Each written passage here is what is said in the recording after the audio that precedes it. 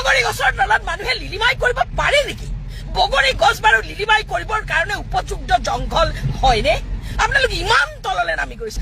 আপোনালোকৰ মিয়া অঞ্চললৈ গৈ মই আপোনালোকৰ খেতি বাতিৰ সম্পৰ্কে অসমৰ মানুহক লাইভ কৰিছিলো যে চাওক মিয়াই এপল বগৰী কৰিছে। 2022 চনত মই মানকাছাৰলৈ গৈছিলো।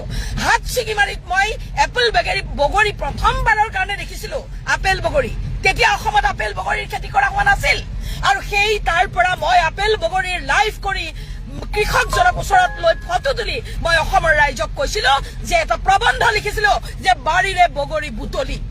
সেই প্ৰবন্ধটোত মই লিখিছিলো উজনি নামনি উত্তৰ অসম আদি বৰাক সকলো মানুহে এই আপেল বগৰীৰ খেতি কৰি লাখ লাখ টকা ইনকাম কৰিব পাৰে। সেই ফটো মোৰ হাজবেণ্ডে তোলা ফটো। মোৰ হাজবেণ্ডে তোলা ফটোখন মোৰ হাজবেণ্ডৰ সন্মুখত কৃষকজনৰ লগত কথা পাতি থকা ফটোখন মিয়া আৰু মুছলমান মানুহে আনি ফেচবুকত দি কৈছে বগৰী গছৰ তলত শিখাকৰ মাৰ লিলিমাই।